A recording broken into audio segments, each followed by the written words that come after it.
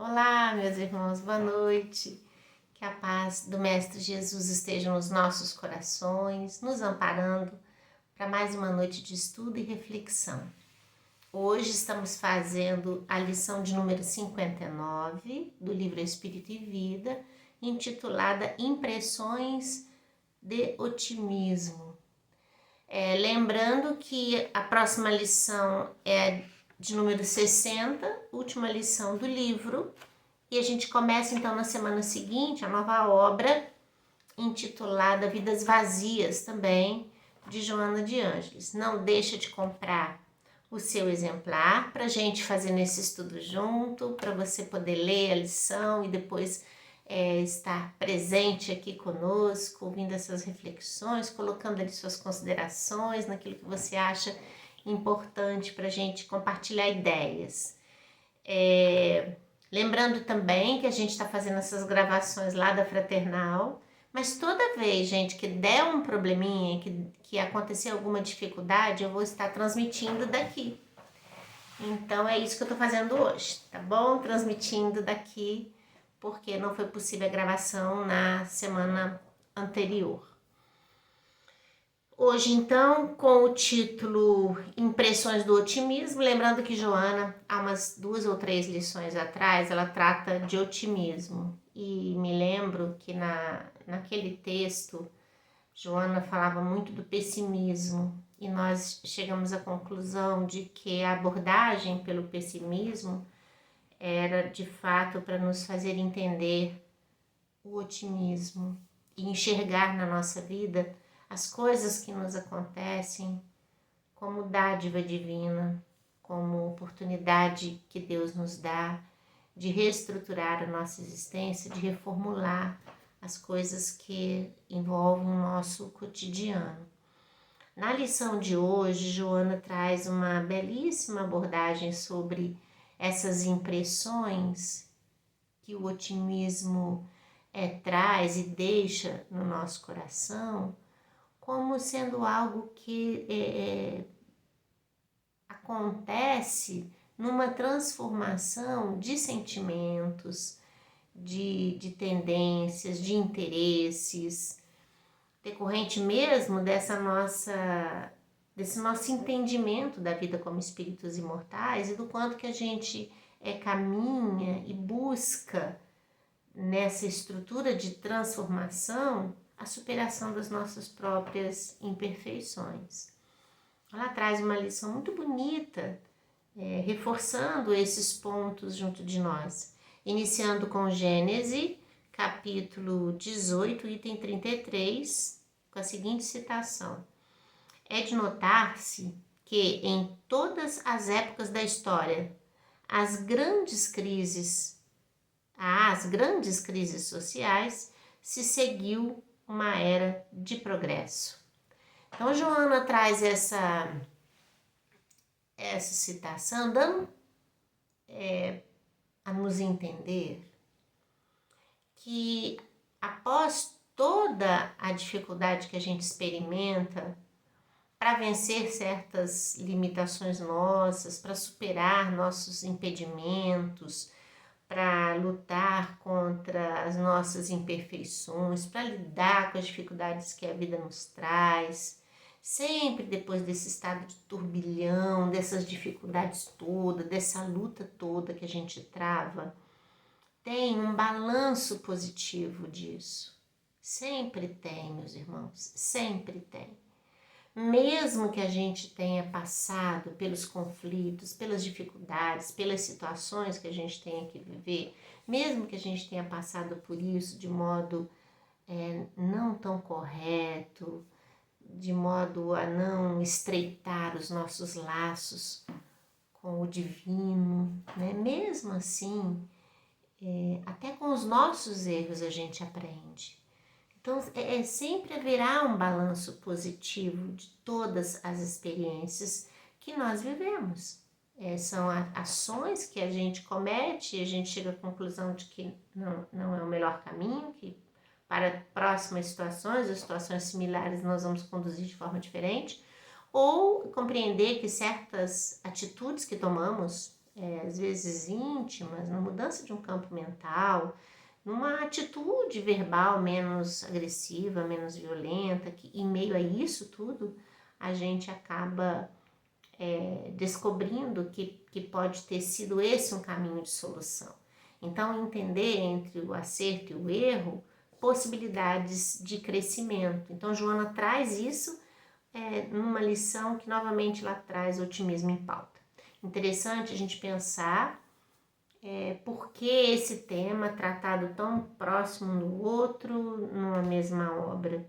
Necessidade que nós temos hoje de encarar a vida com mais otimismo é importante, porque fora disso a gente entra num processo de tristeza, de abatimento, de falta de confiança, nos colocando em condições às vezes muito difíceis de experimentar e de vivenciar aquilo que a vida nos traz.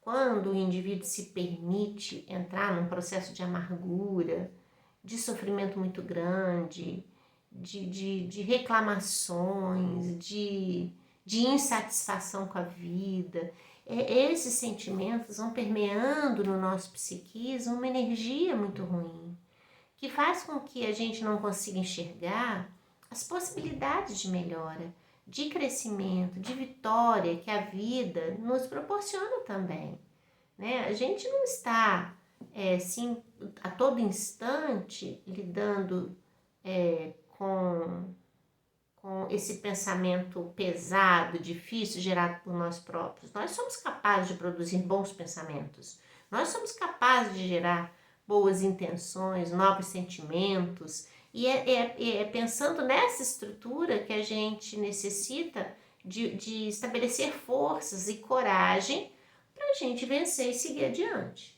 Interessante pensar que aonde a gente vai então balizar os nossos conceitos, os nossos entendimentos na busca dessa melhoria que é necessária e que é inevitável também, né? Porque nós somos espíritos em vias de progresso espiritual. Mesmo pela força das circunstâncias, a gente vai aprendendo, a gente vai crescendo, a gente vai modificando. Mesmo que para essa mudança se dá, a gente tem que perder as nossas forças, se colocar numa fragilidade diante da vida, de não nos sentirmos capazes de continuar, de dar o próximo passo. Mesmo que seja a duras penas, a gente sempre precisa retomar do ponto onde paramos e seguir adiante. A proposta é sempre essa, seguir adiante. Bom, ela continua aqui, né, depois desse item, ela fala que se a gente rememorar as excelentes mensagens do Evangelho, nós vamos constatar que todos os ensinos de Jesus ressumbram sempre no otimismo, na alegria e na esperança. Interessante essa colocação da Joana, que nos faz pensar mesmo no Evangelho, em sua estrutura, naquilo que Jesus nos trouxe, meus irmãos, de vivência, de comportamento, de atitude ante as dificuldades, porque Jesus também enfrentou momentos difíceis, né? Jesus também experimentou, ao mesmo tempo, a procura incessante das pessoas, como o abandono total. Jesus enfrentou o acolhimento daqueles que conseguiam já perceber a sua mensagem, mas também a reprovação, a repulsa, a perseguição daqueles que não entendiam a mensagem que ele tinha para trazer. Pensar na atitude do Mestre Jesus diante dessas situações é para a gente base estruturante de reflexões, que é o que ela coloca para nós. Ela diz aqui, toda boa nova é um hino de louvor à vida. Quando a gente fala assim de toda boa nova, ela está colocando aqui dessa mensagem de amor que chega para modificar as estruturas, para reconduzir o nosso pensamento, as nossas ideias a novas propostas, né, de vida. A gente tem que entender nisso aqui também toda essa estrutura que compõe a nossa vida imortal. Por exemplo, a reencarnação é uma mensagem de otimismo. Por que não seria? Né? A gente reencarna para recomeçar do ponto onde a gente parou, mas com uma perspectiva de melhora. Ninguém renasce para poder, perdão, vou reformular minha frase, ninguém renasce fadado ao fracasso, né? A gente renasce com uma proposta de vitória, de crescimento, de aprendizado, de busca de soluções, do reencontro conosco mesmo, naquelas circunstâncias em que a vida vai nos colocar diante de uma situação ou de outra. Mas o processo reencarnatório que faz com que a gente volte para a vida física traz para o nosso coração o sentimento de esperança, de alegria, porque a gente vai recomeçar. Olha que interessante isso, né? A literatura nos coloca que muitos de nós, a grande maioria de nós, quando reencarna com muito medo, porque aquela sensação, e aí a vida já nos mostra, né, que por diversas vezes nós reencarnamos e erramos, às vezes no mesmo ponto, né, sobre uma mesma ótica, a gente sempre se comportando errado, não conseguindo se libertar de comportamentos viciosos já instituídos. Então, quando a gente reencarna, é claro que a gente quer acertar. O desejo nosso é de melhorar, é de progredir, é de caminhar melhor nessa proposta nossa. Então, diante desse quadro, a gente volta, mesmo entendendo essa oportunidade, mesmo reconhecendo isso, com um medinho de não acertar. E isso faz parte desse processo nosso de construção, porque isso nos faz retornar com mais cuidado, nos faz voltar mais atento, né? Mas a alegria de voltar, a esperança de voltar e de poder de novo conviver com aquelas pessoas e de nos redimir das nossas faltas, isso é extremamente esperançoso e otimista. Joana continua assim, olha, diante de enfermos oprimidos, fez-se saúde e bálsamo. Ela está falando aqui, meus irmãos, dos exemplos de Jesus. Abriu os braços e agasalhou os pequeninos. Aos lamentos dos pecadores respondeu com dádivas de compreensão. Defrontando o moço afortunado, acenou-lhe com eterna herança. Perante a falsa justiça dos poderosos da terra, sentenciou pelo exemplo da serenidade. E assim o Evangelho é a mais profunda, perfeita afirmação de alegria e paz que se conhece. Olha que lindo isso, meus irmãos, porque a gente pode pensar que a história do Evangelho está marcada por tristezas.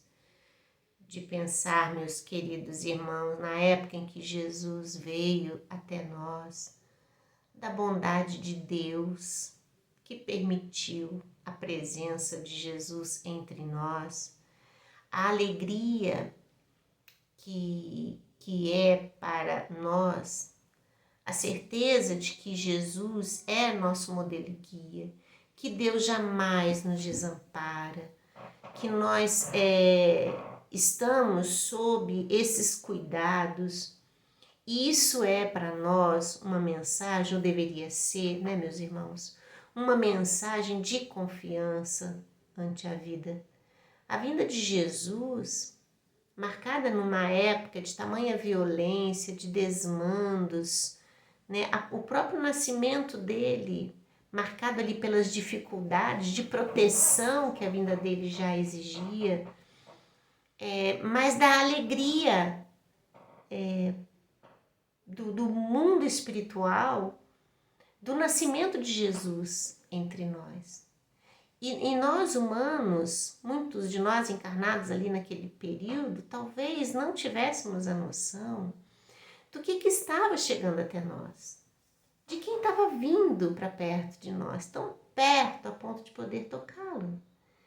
Entender que essa luz que Jesus transmitia, que estava cravada nas suas palavras, nos seus gestos, na sua estrutura física, e isso nos faz perceber dessa irradiação divina que chegou a todos nós e que nos mantém unidos nesse propósito de crescimento, de melhora, na certeza de que a vida, por mais complexa que ela seja, por mais difícil que ela se apresente, ela tem um momento de soerguimento de nós sobre essas imperfeições. Então, o sofrimento não vai durar para sempre, o tormento que nós criamos para nós mesmos também não. E nós seremos, então, extremamente vitoriosos diante destas questões. E essa é uma mensagem profunda de extrema alegria e esperança. A gente precisa se apropriar da mensagem desse parágrafo que Joana nos traz, porque, meus irmãos, se a gente voltar ao tempo de Jesus, nós vamos perceber que a mensagem cristã sempre foi uma mensagem de carinho e de amor. Pensa você aí refletindo sobre essa mensagem da noite, pensa o sentimento que permeou o coração daqueles que eram os excluídos da terra. Pensa no coração, o sentimento que permeou o coração daqueles que tiveram, meus irmãos, as suas feridas curadas por Jesus. Pensa no sentimento que brotou no coração daquele paralítico que andou, do cego que conseguiu enxergar. Pensa, meus irmãos, do sentimento que brotou no coração daquela mulher adúltera que seria apedrejada em praça pública se não fosse a aliação de Jesus. Pensa, meus irmãos, em Madalena, na mensagem que Madalena deixa para nós. Ela que era tão sedenta de amor, ela que queria tanto viver esse amor que sustenta a alma, que engrandece os corações, que ilumina e esclarece, liberta, quando ela encontra Jesus. Quando Jesus diz que esse amor que faltava a ela era o amor que Deus tinha dado a ele a tarefa de exemplificar aqui na terra. Quando ele convida ela a sentir esse amor a partir do amor que ela desse a todos que dela necessitassem. Essas são verdadeiras estruturas de otimismo, porque eles jamais, a partir dali, se sentiram esquecidos, abandonados, desamparados.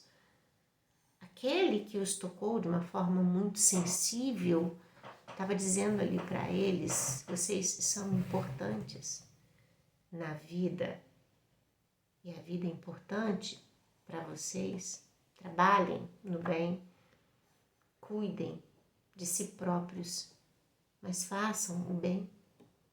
Olha que lindo isso. Pensa, meus irmãos, quando Jesus tira Pedro da simples pesca de peixes para dizer que ele se tornaria pescador de almas. Olha que mensagem de otimismo para Pedro, para aquele homem rude que trabalhava dia e noite ali no sustento da sua família. Olha o campo de amplitude que Pedro alcança, algo que talvez nem ele mesmo achasse que fosse capaz. E nós somos assim. Tem coisas dentro de nós que a gente acha que a gente não é capaz de fazer, que a gente acha que a gente não é capaz de elaborar, de vivenciar. Mas eis que com Jesus a força vem. Eis que com Jesus nada nos impede de querer avançar adiante, das situações que a vida nos apresenta. E nós vamos perceber em nós mesmos energia suficiente para modificar aquilo que está à nossa volta. Vamos pensar no apóstolo Paulo. A estrada de Damasco representou para Paulo essa libertação pelo otimismo. Ele teria a opção, naquele momento ali, de se deixar abater tanto pelo comportamento equivocado, pelas dificuldades que ele teve de entender que Jesus realmente era o Filho de Deus. Mas naquele instante, homem forte e corajoso que era, ele entende que seguir Jesus era o melhor caminho a ser trilhado. Na busca da compreensão das coisas, ele se torna um novo homem. Ele modifica as suas estruturas psicológicas, emocionais. Ele reverbera o comportamento cristão aliado ao sentimento de amor e de devoção a Jesus. Então, é esse homem que nasce pela força do otimismo, de continuar acreditando que além dessa vida havia algo muito maior e que Jesus era o portador daquela mensagem. Então, nós vamos perceber, meus irmãos, que a mensagem de Jesus é sempre uma mensagem de libertação, de alegria, de esperança. Jesus nunca colocou para baixo alguém que já estava caído. Jesus sempre ajudou a levantar, sempre colocou para frente, sempre mostrou novos caminhos e novas possibilidades. Quando Jesus vai à casa de Zaqueu, olha que coisa mais interessante isso, porque Zaqueu tenta ver Jesus e como a multidão era muito grande, ele se posiciona num lugar onde Jesus passaria. Então ele sobe, pelo alto para ver Jesus. Era uma busca íntima de Zaqueu. Aquele homem tido como um homem de má conduta por ser um cobrador de impostos. E quando Jesus passa, Jesus percebe essa intencionalidade dele, dessa aproximação, desse desejo de se reorganizar, de se fazer novamente, coisas que o seu íntimo ainda não tinha estruturado. É como se seu coração tivesse gelado na sede do aquecimento. E é em Jesus que ele vai encontrar isso. Então, quando Jesus vai à casa dele, Jesus demonstra para nós, de certo modo, para não julgarmos os outros, porque a gente não sabe o que passa no coração dos outros. E Zaqueu era um homem de bons princípios. Zaqueu era apenas um cobrador de impostos por profissão. Então, ele tinha coisas boas no coração dele, e é esse lado bom desse homem que descobre em Jesus os alicerces para a sua vida. Então, é uma mensagem de esperança. Vemos quando a gente quando a gente vai à casa espírita na busca da solução dos nossos problemas, e que a gente chega lá e a gente ouve uma palestra e as pessoas falam de Jesus. Não é o palestrante que está ali que por falar bem ou falar mal, ou por ter a capacidade de se comunicar bem ou mal, que modifica as coisas. Não é isso. É a mensagem cristã. Essa que é libertadora. Essa é que faz chegar aos nossos corações de uma maneira tão especial, tão linda, tão oportuna, que enche a gente de esperança, de confiança, de alegria, para que a gente consiga viver os próximos dias confiante de que as coisas vão melhorar. A gente ser tocado pela mensagem cristã, a ponto tal da gente dizer assim, nossa, hoje parece que o orador falou para mim.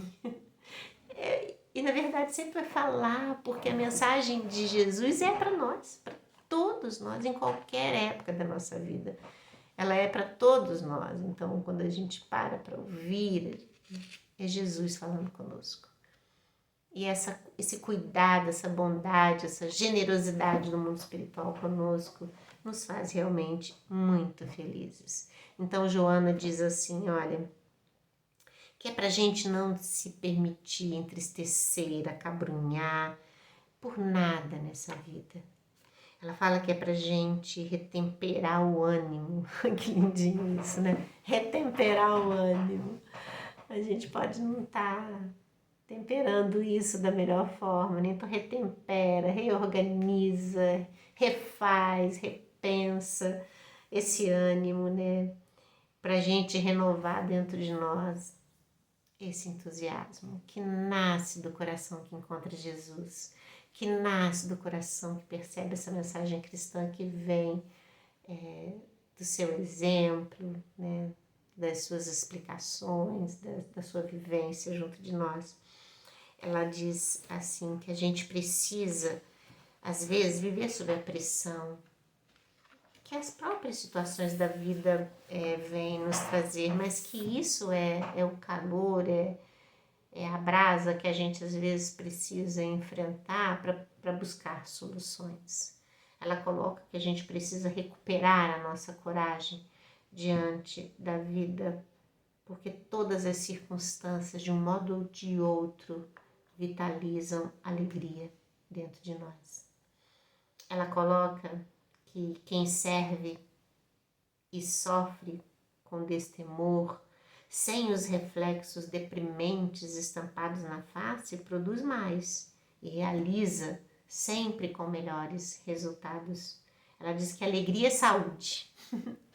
Alegria é saúde. E a gente às vezes não dá um sorriso, né? A gente está sempre tão fechado, tão amargurado. Como que a gente precisa trabalhar isso dentro de nós, né, meus irmãos? Como a gente precisa revigorar a energia do amor, da esperança e da alegria nos nossos corações. Ela diz assim, olha, muito se tem escrito sobre fórmulas proveitosas dos pensamentos positivos, elaborando resultados eficientes e imediatos. A psicologia, ao estudar mais profundamente a psique humana, através da psicanálise, constata que todas as impressões, conscientes ou não, arquivam-se na inconsciência, em cujos depósitos transitam, retomando a consciência ao seu tempo. Então, olha, interessante, Joana, falar isso, porque todas as coisas que acontecem à nossa volta trazem para nós impressões resultantes dessas experiências. Entretanto, essas impressões, ou seja, o que fica, o que marca, o que nos toca, o que nos afeta, isso está atrelado a esses nossos arquivos que estão no inconsciente. De tantas experiências vividas, de tantas coisas elaboradas, pensadas e reorganizadas. Então, ela fala que pensar sobre isso é pensar com cuidado sobre nós próprios, de entender por que certas coisas fazem comigo esse tipo de reação e por que outras não. E trabalhar com vigilância, para que a gente possa sempre tirar dessas situações o melhor que a gente possa aproveitar e viver. Joana diz assim, olha, o essencial é que sejam enviadas ininterruptamente, de tal modo que consigam expulsar aquelas que criaram o clima do pessimismo em que habitas. Então ela está dizendo assim, constantemente, e esse é um trabalho interessante da vida, que à medida que a gente for vivendo e que a gente for nessa vida de relação com os outros, as ações dos outros, as circunstâncias, né, elas vão nos afetar, mas é preciso que afete, é preciso que toque, para que a gente possa, nesse exercício de ser tocado no nosso íntimo, a gente retomar comportamentos melhores. Então, de tanto repetir às vezes certos comportamentos, a gente vai chegar à conclusão, opa, tô fazendo sempre do mesmo jeito, isso não tá dando certo, eu preciso mudar. Então, a nossa cabeça, o nosso pensamento, né, as nossas ideias, vai sendo elaborado a partir dessas estruturas vivenciais. Joana continua assim. O apóstolo Paulo, na primeira série de suas epístolas aos Tessalonicenses, no capítulo 5, versículo 17, ensinava a necessidade de orar sem cessar. Muitos cristãos e também espíritas procuram justificar-se, dizendo que não sabem orar.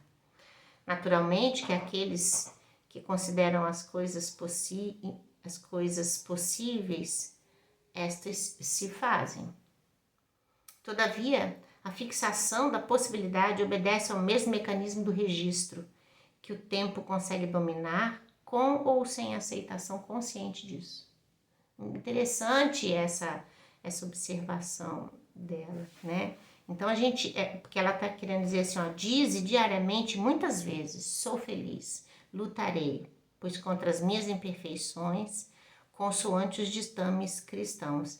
À medida que a gente entender que esse é o nosso propósito, que essa é a nossa ação, que esse deve ser o nosso comportamento, a gente educa as nossas estruturas emocionais, psicológicas para isso. Quando a gente viver nessa vida, entendendo que a gente precisa se bastar naquilo que a gente trabalha em nosso benefício, a gente caminha. Muito melhor do que a gente deixar, por exemplo, nas mãos dos outros a nossa felicidade. Eu só sou feliz se fulano se comportar assim comigo. Eu só vou me sentir respeitado se as pessoas agirem assim comigo. Eu preciso ser amado pelas pessoas dessa forma. Enquanto a gente colocar isso na mão dos outros, a nossa probabilidade de sofrimento é muito maior.